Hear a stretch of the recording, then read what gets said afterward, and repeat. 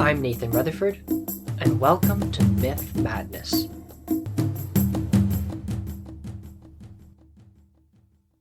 In the previous 2 episodes, I covered the myth surrounding the Greek hero Perseus.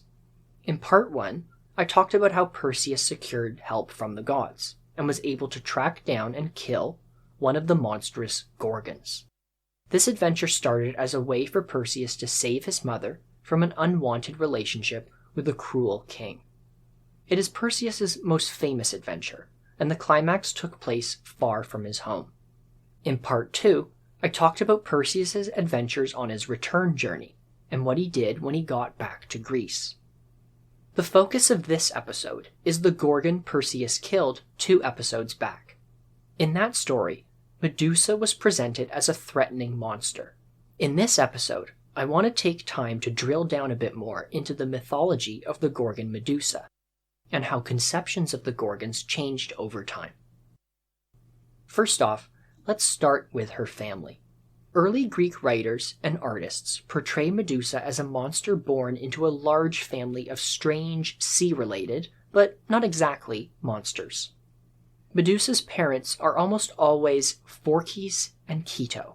Sometimes only Phorkys is named.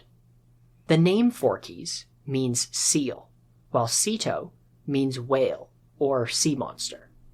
Hesiod lists their children as the Graeae, the Gorgons, Typhon's monster partner Echidna, and Ladon, a multi-headed serpent monster. Later writers usually just refer to the Graeae and the Gorgons. Sometimes a sea monster called Scylla is added. Going earlier than Hesiod, there is Homer, who provides the name of a daughter named Thusa. She became a lover of Poseidon. Homer describes Phorkys as an old man of the sea. Both he and Ceto were the children of Gaia, the Earth Mother, and her second partner, Pontus, the sea. While Phorkys and Keto are the parents of Medusa and the Gorgons in most sources, the Roman poet Hyginus provides a different father. He names somebody named Gorgo, or Gorgon. It is clear from his text that Gorgo and Phorkys are not the same person.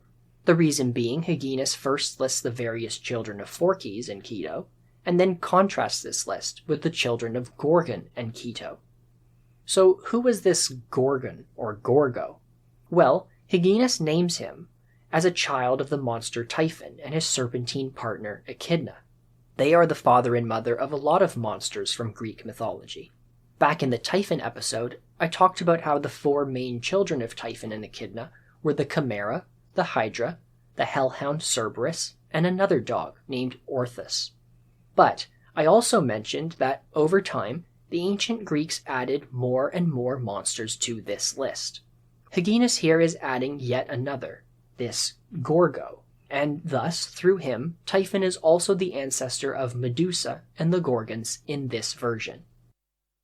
Hyginus has more to say about Gorgo, but none of it is really clear. He refers to someone named Aix, and this may be the same as Gorgo or someone different. If Aix and Gorgo are the same, this is a being with an undetermined gender. They're described as having a beard, but also other female features. This Aix is a child of Helios, had a beautiful body but a hideous face, and was born in the early times when the Titans still ruled the universe. The Titans thought Aix was so ugly, they asked Gaia to hide her away in a cave. This was on Crete, and Aix eventually became a nurse of Zeus when the baby boy was smuggled there. But Zeus later used her head to decorate his goatskin Aegis. So that gives us 1 or 2 possible Gorgons. A possible male Gorgon, who is the father of Medusa, and another one named Aix, who seems to have more female attributes. But both are only directly mentioned by Hyginus, at the tail end of ancient Greek history. But how many Gorgons were there supposed to be? Well, the number goes back and forth over the course of Greek history. Homer is the earliest source that mentions a Gorgon in some way. Both Homer's Iliad and Odyssey only refer to one Gorgon. He or she is not named.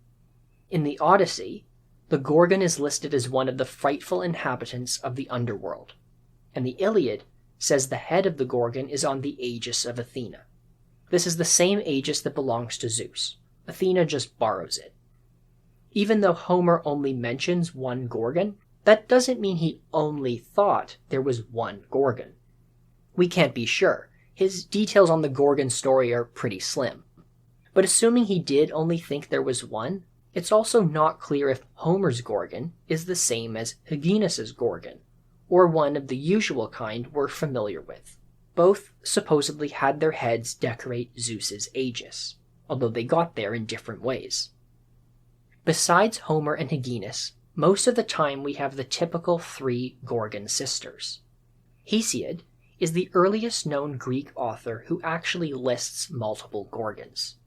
He even gives the names of the three Gorgons, as Steno, meaning strong, Euryale, possibly meaning wide-stepping or of the sea, and Medusa, which comes from the word Medion, meaning guardian or even queen.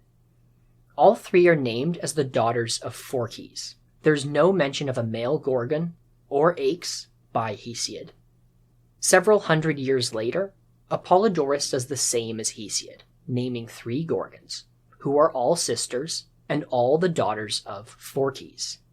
Taking both these early and late sources into account, it seems the dominant tradition in ancient Greece was that there were three female Gorgons. However, right in between them, in the classical period, there is Euripides. In one of his plays, Euripides only refers to a Gorgon, and he doesn't give a name for it. He doesn't say there are any others. This could mean there was some flux going on in the traditions of Gorgons in the archaic and classical periods, before Hesiod's three Gorgon idea became the main referred one. However, like with Homer, Euripides is also being a bit vague here. He never comes right out and says there is only one. He may very well have thought that there were multiple Gorgons, but for his purposes, he maybe was only interested in mentioning the Gorgon, as in the main Gorgon, Medusa, the one killed by Perseus. As it happens, another classical period person, Pindar, does refer to Gorgon sisters, and Aeschylus, another playwright living around the same time as Euripides, also says that there were three. So, the number of Gorgons remains fairly consistent, although there are some Greeks who might have thought there was only one, but we can't say for sure. But only one of them really does anything in the surviving myths anyway. So what were these Gorgons like? Here's where we start to see some dramatic differences in the different sources. Let's go back to the 8th century BC. Homer quickly describes his Gorgon's head in various places. Once, saying the head of the grim, gigantic Gorgon was a thing of fear and horror. He calls the Gorgon fierce, grim, and blank-eyed, which makes me think of the kind of dead-looking, forward-staring eyes people use to describe sharks. The Gorgon's eyes are important to Homer. He even compares one hero's eyes as glaring, like those of the Gorgon. Homer never tells us why the Gorgon is like this, but his basic descriptions make it clear he's talking about some kind of monster. A little bit later, in the 8th century, we have Hesiod. While he tells us the number of Gorgons and their names and says how Perseus killed Medusa, he doesn't provide a lot of descriptive information for them. Hesiod does say one thing that really jumps out though. He says Medusa was mortal, but that the other two were immortal and ageless. The question is, why is Medusa different? Is she different in other ways? Mortal in other ways? Is she perhaps humanoid in other ways? I'll come back to this in a moment, but let's not get hasty though. Note this. Hesiod does not say Medusa started out as mortal, as in she once was human. He only says that she was mortal in comparison to her sisters, who were immortal and ageless. Hesiod is using mortal here to say that Medusa could die, and that's the reason Perseus killed her and not one of the other Gorgons. There's no mention of Medusa being human. In fact, Since Hesiod describes her clearly non-human parents and siblings, he implies that Medusa was non-human too, and likely a monster. And at least one contemporary of Hesiod thought just that. Somewhere in the 8th or 7th century BC, an unknown Greek bard wrote an epic poem called the Cypria. The complete poem is lost, and we don't know the author, but it was likely written as a kind of prequel to Homer's Iliad. It told how the Trojan War began, but like with the other archaic age Greek poets, it included a lot of extra details on other Greek myths. We know from one of the surviving fragments that in the Cypria poem, the Gorgons were considered fearful monsters. In ancient Greek literature, we have to wait until the 5th century BC, at the beginning of the classical period, before we get some really clear descriptions of the Gorgons being monsters. The poet Pindar says they have snake heads. The playwright Aeschylus is even more detailed. He says the Gorgons had wings and snake hair, that they were hated by mankind, because they were scary monsters. And Aeschylus says no one of mortal kind shall look upon them and still draw breath. In this way, Aeschylus also shares Homer's emphasis on Gorgons being fierce, grim, and things of fear and horror. At the same time, Euripides provides a few different details. He says the horrid Gorgon was snake-haired, but also that she was born out of the ground, and that drops of her blood were either a terrible poison or had healing powers. Those are all literary descriptions of Gorgons from archaic and classical Greece. On this pod, when I can, I like to point out what is shown in Greek art, usually on their decorated pots and vases. So, how do the Gorgons appear when they are painted? You can find several examples on the internet, sourced from collections in various museums around the world. There are a lot from the 5th and 6th centuries BC, so around the time of Pindar, Aeschylus, and Euripides. In almost all the examples I've seen, when Medusa or a Gorgon's full body is shown, they have big feathery wings. Their other key features are big staring eyes, a wide mouth, sometimes with fangs protruding over the top and bottom lips, and a long tongue, lolling outwards like a panting dog. Interestingly, the snake hair, which you might think is a Gorgon's telltale sign, is not clear in every example. To be fair, most of them do have snake hair, but in some, their hair just looks curly.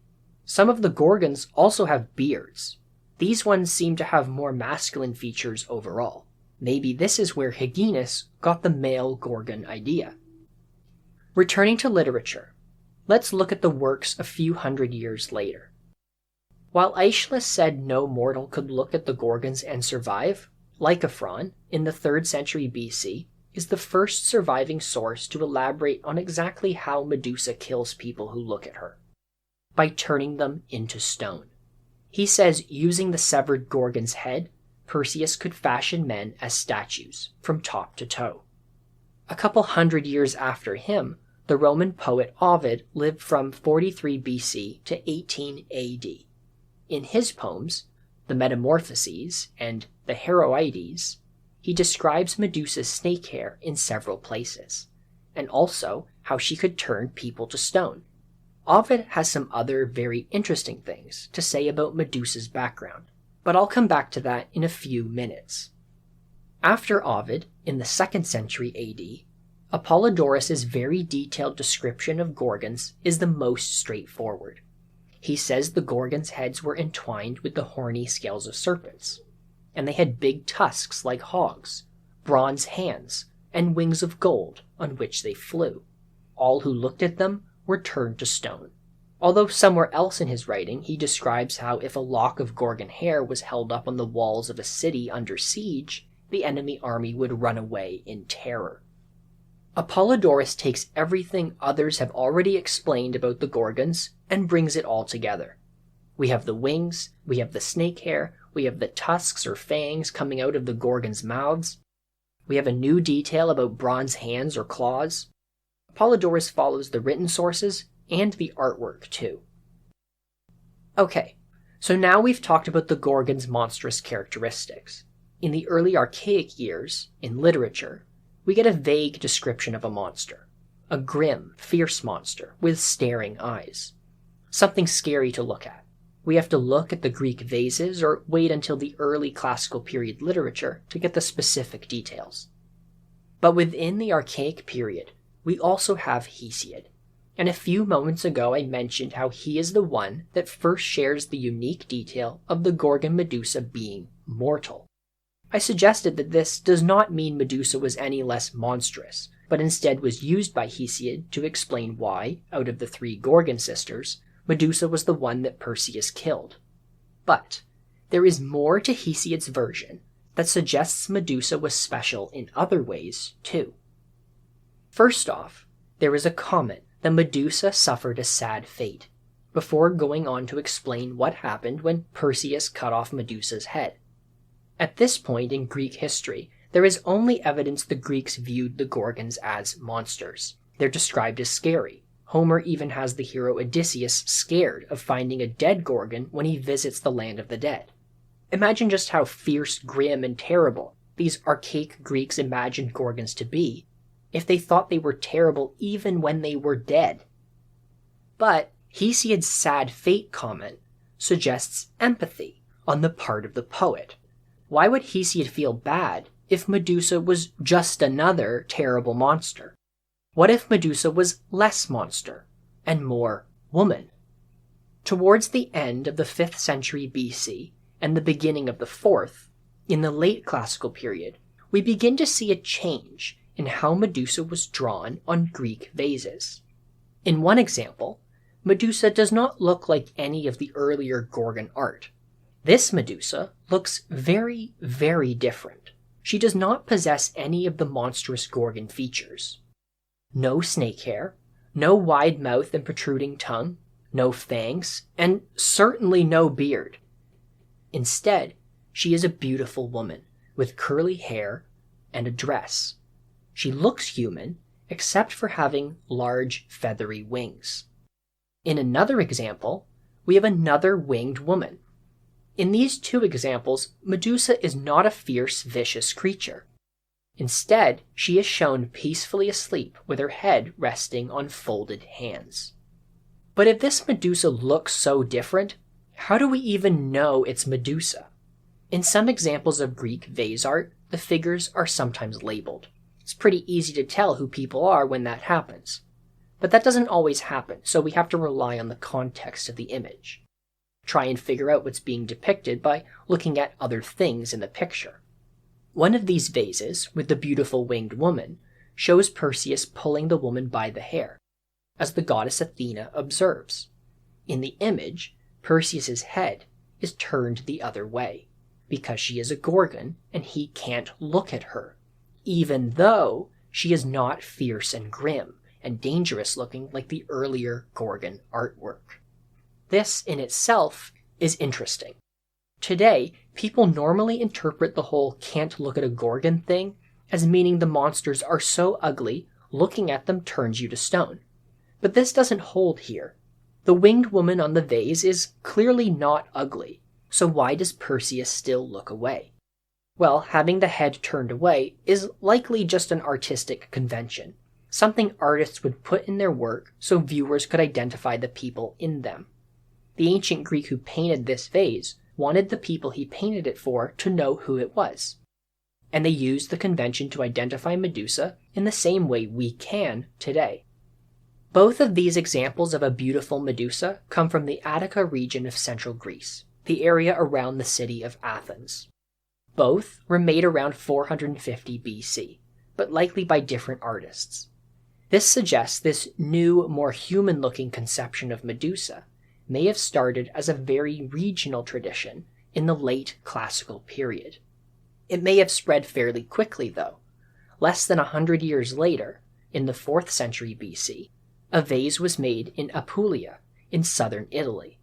It shows Perseus with an Athena holding Medusa's head, but the head is a simple human female head with some snakes in the hair. There's none of the more monstrous qualities shared by the archaic artistic depictions of Gorgon heads. No staring eyes, big mouth, or long tongue. Although this Medusa does have the snake hair, so she is at least slightly more monstrous than the Athenian vases. Later on, Roman-era mosaics show this slightly more human Medusa. She basically just has a human head with some snakes sticking out of her hair. What we have here is a gradual humanizing of Medusa the Gorgon over the course of Greek history. With the available artistic evidence, we can guess this happened at the end of the 5th century BC, and possibly saw its most radical form around Athens. Afterwards, Medusa art kept a more human appearance, but the snake hair remained her main identifying characteristic, unlike the staring eyes and big tongue which were her key features in earlier centuries. But why did this humanization of Medusa happen? It could be that the earlier Gorgon monster art just fell out of popularity. In the archaic period art, the Gorgons do look like something that just stepped out of someone's nightmare. Maybe the later Greeks just wanted more human, less nightmarish representations overall. But I think it's possible that this more human-looking Medusa was tapping into a new and growing myth tradition about her. In the 5th century literature, Pindar describes Medusa as being fair-cheeked while also describing her snake hair. This could be his own interpretation or part of a wider tradition. It might also be possible that this tradition grew out of whatever tradition Hesiod was tapping into when he shared his details about Medusa's background. So, what does Hesiod say about Medusa besides her being a daughter of Phorcys, one of 3 Gorgon sisters, that she was mortal, and was killed by Perseus? In his brief telling, Hesiod also says, Poseidon, he of the dark hair, lay with her in a soft meadow and among spring flowers. The phrase lay with her here means sex, and it means sex in the most general way possible. But is this consensual sex between 2 lovers, or is this a rape? Hesiod is not clear. Some people read this and infer from the context that it's a romantic affair, because lying together in soft grass surrounded by sweet-smelling flowers does sound romantic to us today.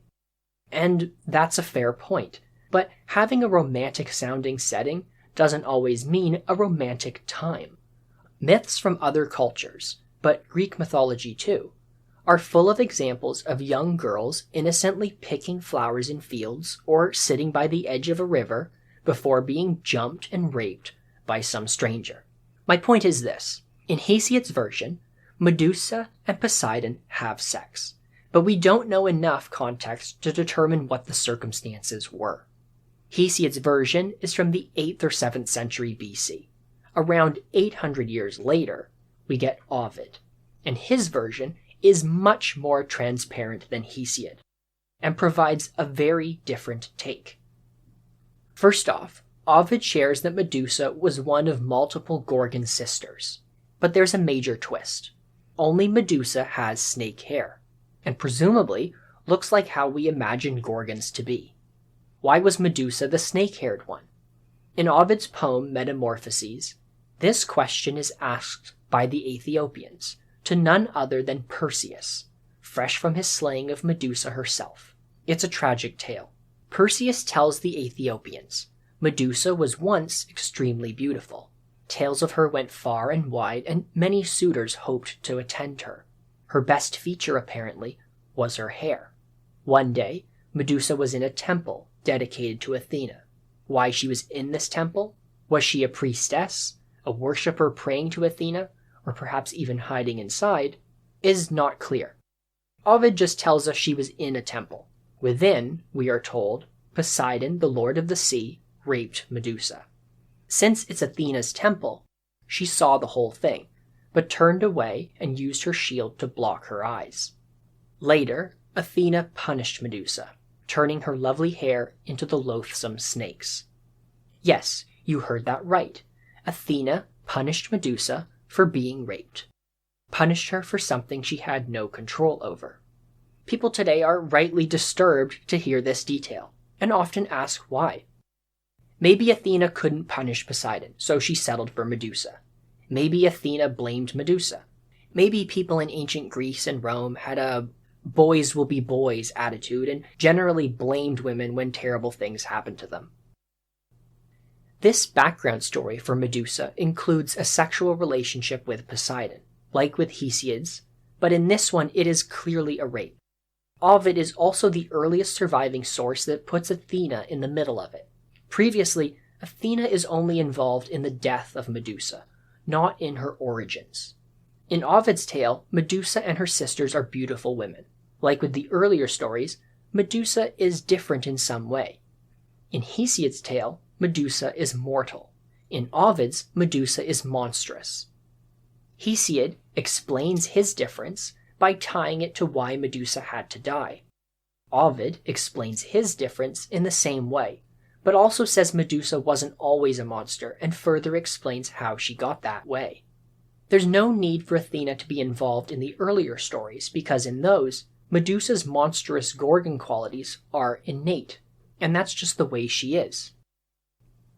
Approximately 200 years after Ovid, Apollodorus wrote his Bibliotheca, the library. The two previous episodes covered Perseus's adventures, and Apollodorus provides the fullest account of them from start to finish, which I used as a basis for my retelling. Apollodorus was likely in some way familiar with the myth traditions involving Athena punishing Medusa. For in the library, Apollodorus includes this interesting line. It is affirmed by some that Medusa was beheaded because of Athena, for they say the Gorgon had been willing to be compared with Athena in beauty. Apollodorus seems to be referring, at least in part, to ideas of Medusa not being a monster, and instead a woman, especially a beautiful one, since why would Medusa have herself compared to Athena if she was a monster the whole time? In this version at least, Medusa is being punished because she exhibits the flaw characteristic of many Greek heroes: hubris. Hubris in thinking she could be an equal to one of the goddesses. As you've heard, in ancient times, the interpretations of the Gorgons vary widely, but you can get an idea of how they might have developed over time, and what remained the same.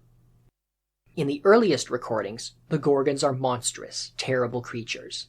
The word Gorgon is even derived from the Greek word meaning grim. There may be multiple Gorgon sisters. There may be only one, or just one among them that is referred to as Gorgon.